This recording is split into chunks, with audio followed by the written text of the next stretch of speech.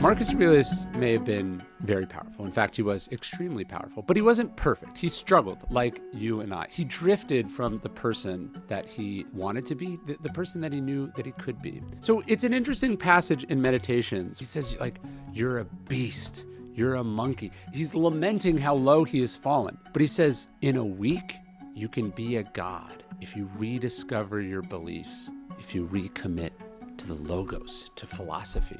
And I think he was commenting on something that maybe we all feel towards the end of the year, which is we kind of run out of gas. We're coasting a little bit. We've drifted far from who we want to be, what we're capable of being. But the good news is we can start fresh. We can come back to that. The logos, philosophy, wisdom, virtue, that potential we have, it's still there. We just have to pick it back up. We just have to come back to it.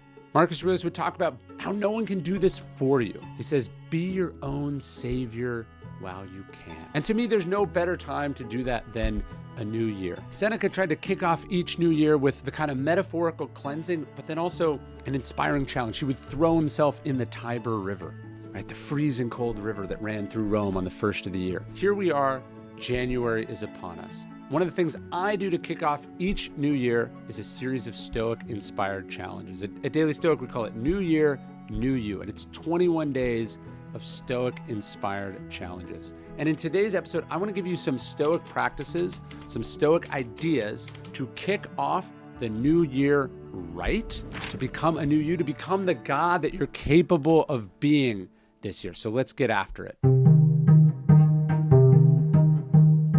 You have to treat the body rigorously. Maybe it doesn't feel like philosophy has a lot to teach us, but it does. The Stoics were active. They hunted and wrestled and lifted weights and ran. These were active people. Mens sano in corpore sano, right? A strong mind and a strong body. So look, a lot of people set resolutions to work out in the new year. They want to be healthier. They want to feel better. And no one needs to tell you why you should eat healthy and work out. You got that. Right? Look, when you picture a philosopher, you probably think of some ancient figure in a toga or a college professor in a tweed jacket. You're not thinking like an active person. But in the ancient world, philosophers were warriors and athletes and hunters and boxers and wrestlers and distance runners. They did hard things. They pushed their physical limitations. Socrates was a soldier. He was admired for his ability to endure cold weather. Marcus Aurelius wrestled and hunted. Cleanthes was a boxer. Epictetus lifted weights. Seneca started each year with a cold plunge. He threw himself in the freezing Tiber River. But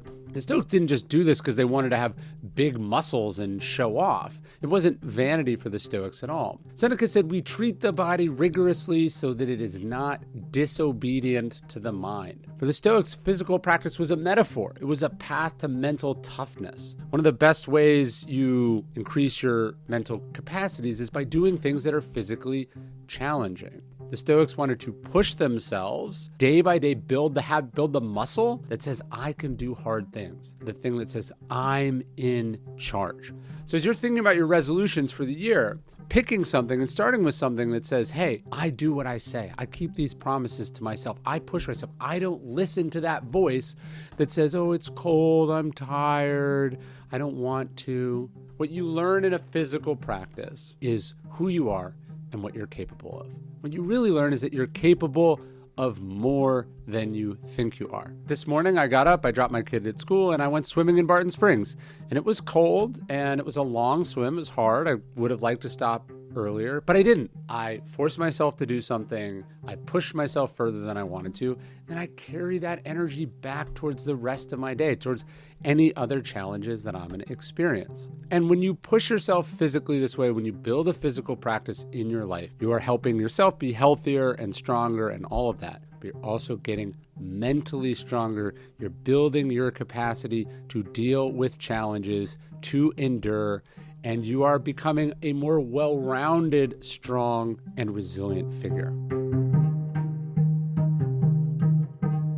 You got to get help.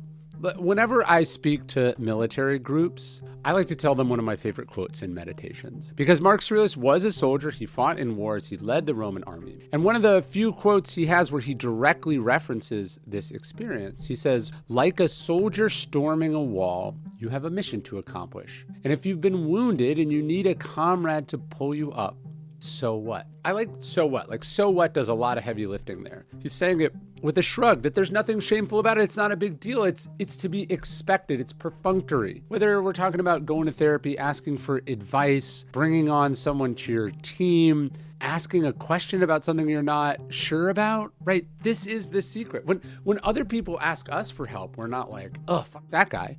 We're like, oh, I'm glad you asked. And then we help them. We're honored when our friends come to us and need things from us. Give us a chance to help them. And then for some reason, we don't afford ourselves that same privilege. People would be glad to help us. People are waiting for us to ask. There's a quote in this book I like, The Boy, the Fox, the Horse, and the Mole. And he says, asking for help isn't giving up. He says, asking for help is refusing to give up. Like, things are not going to work. You're going to run into trouble. You're not going to know how to do things. You're going to have questions. You're going to struggle. Are you going to sit with that? Are you just going to stay the same? Or are you going to ask for guidance and help and insight from someone who's been there, who knows better? But look, you're going to have to be brave enough to do that. If you're resolving to be better this year, you're probably not going to just get there on your own. Find out someone who's been there before. Find out someone who's further ahead. Find someone who knows how to solve this problem. We're in this mission together. We're comrades. Get help.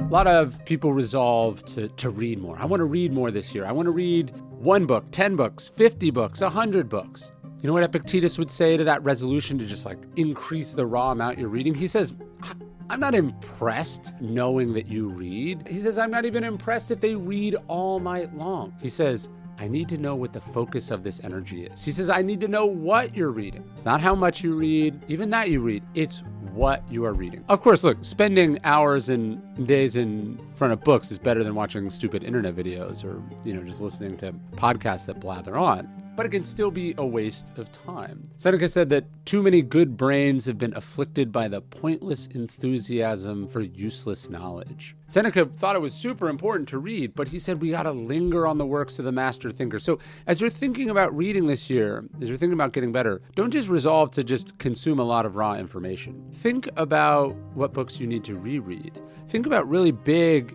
important books that you're going to actually struggle with and stay with, that you're going to get something out of, right? It's not just about impressing people on how much you put on your Goodreads. It's about actually getting better. It's filtering what goes in your brain. It's asking yourself, can I use this? How am I going to use this? What am I learning from it? Never everyone's going to have different personalities, different interests, different obstacles, different areas they're trying to improve in. Look, I own a whole bookstore. I got lots of books for you to recommend. I have a million other videos on what books you should read. The point is, don't just think about reading as a numbers game, but it's really finding stuff that works, that makes you better, spending that time and directing that energy intentionally. Think about how many books you're going to quit in 2025 because they're not good enough, because they're not delivering on what they're supposed to. I want you to be intentional as a reader this year. Then and only then will you improve.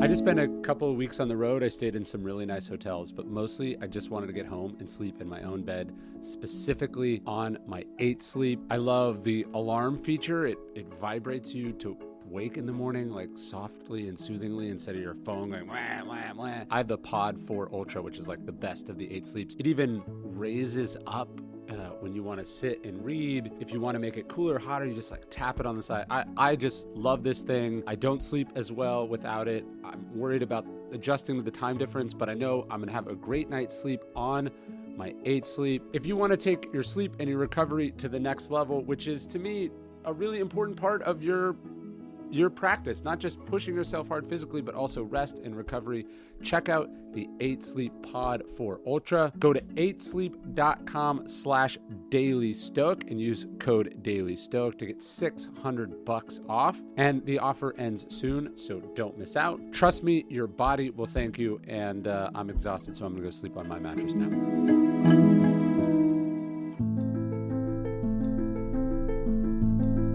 I'm going to give you a magical habit to start this year, a habit that solves child problems and spouse problems and work problems and health problems and so many problems. And it's just to get outside and go for a walk. We should take wandering outdoor walks, Seneca advised, so that the mind might be nourished and refreshed by the open air and deep breathing. The Buddhists, they talked of walking meditations that meditation wasn't just a thing you did while you were sitting, but walking through a beautiful forest, walking along the ocean, walking in a parking lot. It doesn't really matter, but you gotta get moving. I'm not saying going for a walk will solve all your problems. I'm saying there are very few problems in life that are not improved by taking a walk. Kierkegaard wrote a letter to his depressed sister-in-law. He says, above all, do not lose your desire to walk. He said, every day I walk myself into a state of well-being and I walk away from illness. He says, I have walked myself into my best thoughts. He says, I know of no thought so burdensome that one cannot walk away from it. There were schools of philosophy that all they did was take walks. The philosophical teacher would walk, the students would walk alongside, and they would talk. The point is, the Stoics got outside, they got active, they got moving. Take a walk. It matters. It is a foundational habit that will make you better this year. You got to be able to concentrate. If there was one skill you could cultivate this year, things that would help you across whatever you're struggling with, whatever you're dealing with this year, something that is increasingly rare in today's world, to me it would be the ability to concentrate, the ability to focus. Marcus Aurelius struggled with this, as we all do. It's too busy for all of us, even in the ancient world. He said, you got to concentrate every minute like a Roman. He says, on doing what's in front of you. He says, with precise and genuine seriousness. You got to be able to do this tenderly, willingly, with justice. You got to be able to concentrate. Cal Newport, my friend who I've had on the podcast many times, would talk about this idea of deep work. Deep work is the rarity today. To lock in, to do the thing in front of you, to be present. Instead, we're distracted because we got all these things on our plate. We got our phones, we got emails to respond to. Our mind wanders. What about this? What about that? Right? So we're not doing the thing in front of us. And the ability to look, to focus, to lock in, it's where peak performance and insights and breakthroughs all come from. I opened Stillness is the Key with this famous story about Seneca. He's in his apartment in Rome. It's in a noisy building. He can hear the things on the street going below. His life's falling apart. There is literal and metaphorical noise around him. But he writes to a friend that what he did was he toughened his nerves against these things. He says, I force my mind to concentrate and I keep it from straying to things outside itself. It says, all outdoors may be bedlam, provided there is no disturbance within. This isn't something you just magically get. It's cultivated through a meditation practice, through a journaling practice, through discipline. We have to be able to tune out our surroundings. We have to access our capacities on demand, despite the difficulty, despite the distraction. You may be sure that you are at peace with yourself, Seneca wrote, when no noise reaches you, when no word shakes you out of yourself, whether it's flattery or a threat or empty sound buzzing about you. No one's going to be perfect at that. You're not probably ever going to get at that state. I am not. But Seneca got to a place where even a deranged emperor, even fame, even emotions, even random construction noise from outside his window, none of it could interrupt him. And thus, every beat of the present moment was his for the living. And that's what we're trying to do. We got to winnow our thoughts, Marcus Aurelius says, narrow our gaze to what matters and commit to it. If there's anything worth cultivating this year, it's that ability to concentrate, to focus, to be where we are while we are there. Show me a man who isn't a slave, Seneca once said, pointing out that even slave owners were chained to the responsibility of maintaining their enormous slave estates. He said, look, this one's a slave to sex, another to money, to ambition. He says, we're all slaves to hope and fear. What Stoicism is at its core is freeing yourself from this form of mental slavery. Pull yourself out of the ignorance of your addiction. Become aware of the power that this thing has over you. The cup of coffee, the cigarettes, the checking your email incessantly, the phone, whatever it is. You do not want things to have power over you. If you do not have the freedom to not do a thing, then that thing is more powerful than you. And in some ways, the habit itself is less important than the fact that it is making us dependent on us. That thirst, that craving, that's the thing to be worried about. Look, some things are addictions you got to totally steer clear of. Then maybe some things you got to take a break from and you can come back to recreationally. But it's the need you want to be suspicious of. The need, the lack of freedom to abstain that is the source of your suffering. And you cannot be great, you cannot have a great year if you are in the throes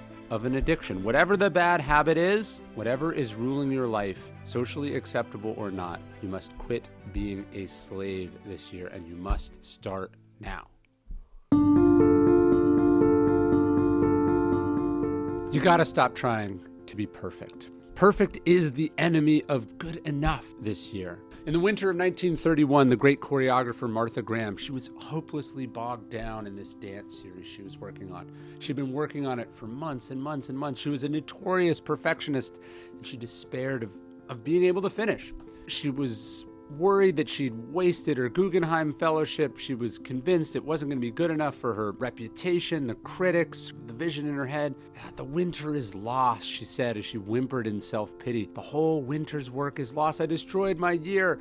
The work's no good. She just wanted to throw it all out. And this is despite the fact that the dancers thought it was good, her friends thought it was good. All she could see was what was wrong with it. All she could see was the ways that it wasn't perfect. And this trapped her in this kind of creative prison that ultimately was preventing her from putting the thing out. And this is a tragic fate of so many talented people, because we become great because of our incredibly high standards that are often much higher than anyone else. But inside this virtue is also a terrible vice. Prevents us not only from enjoying it, but impossible to ship the thing and then start the next thing because it's not good enough, because there's always more they can do, because it doesn't measure up. It was Churchill who said that perfectionism is better spelled paralysis. We get stuck.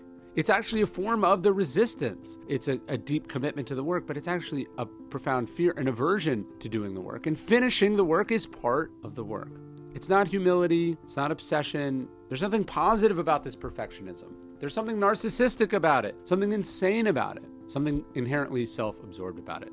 So we have to cultivate this year the self-discipline to ship, to finish, to move forward, to focus on progress and not perfection. The Stoics remind us we don't abandon a pursuit because we despair of perfecting it. No, we just try to get better every day. We try to improve a little bit by a little bit. And then actually this perfectionism, this idealism is kind of a cowardice. It protects us from having to do the hardest part, which is finishing. Just because the Stoics didn't believe in perfectionism, didn't believe in settling either.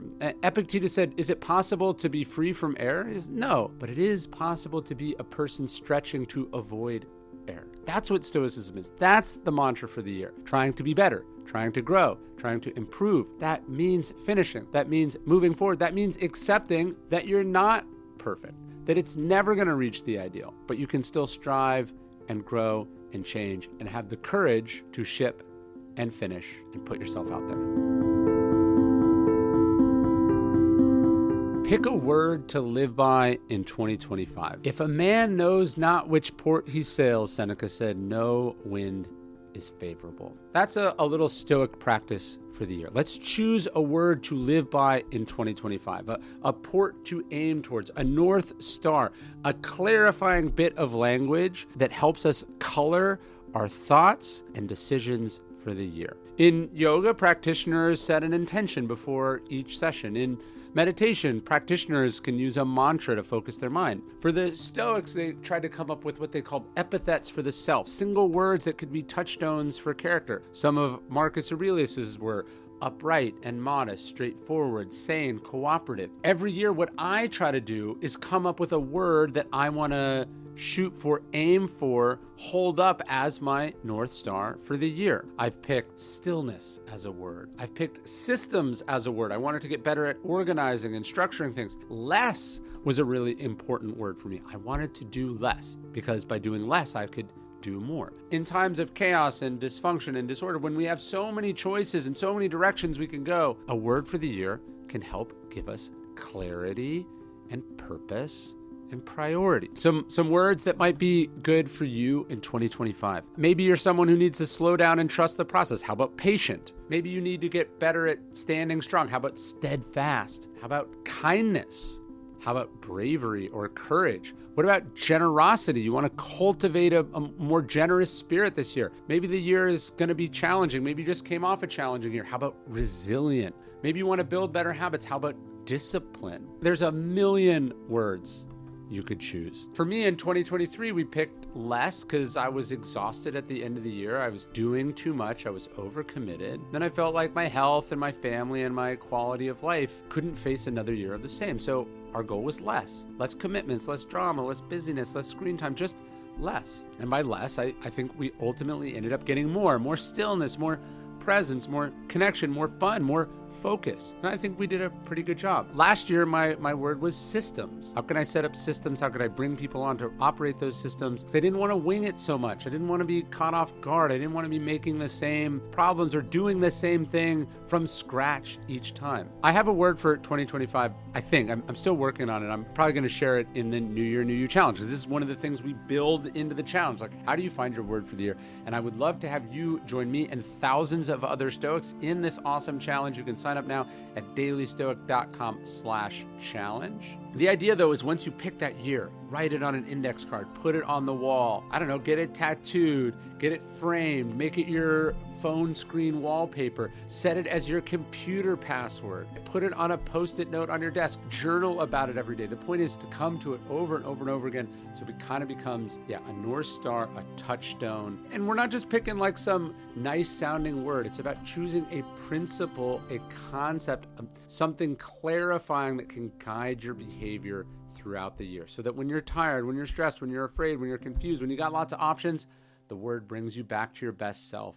It tells you what to do. You gotta stop putting things off. Epictetus' question was, how much longer are you going to wait to demand the best of yourself? In Meditations, Marcus Aurelius talks about how, look, we know we could be good now, but instead we choose tomorrow. We tell ourselves this lie. I'll do it later. I'll do it tomorrow. I'll do it when things calm down. I'll do it when things go back to normal. I'll do it when the weather gets better. No, do it now. Procrastination is this habit that Seneca says all fools have in common. Always getting ready. They're putting it off. Don't do it later. Do it now. That's what a Stoic does. That's what a strong person does. They do it now. They muster the willpower, the strength, the discipline to do it now and not later. Because, look, the best time to have started this stuff was 10 years ago, was last year, was last week. Okay, but the second best time is now. So do it now. I've come to see that all the success in my life is a lagging indicator of good choices or good actions I took a while ago. So one of the things that keeps me up at night, one of the things I try to remind myself is, if I want to have good results next week, next year, the next phase of my life, I got to be doing good stuff now. I got to be paying in to the system that I want to take out from later. What are the deposits you're making? And procrastination is the opposite of making a deposit, right? It's saying, I'll make the deposit later. Don't do it later. Do it now. It's a foundational habit for the year.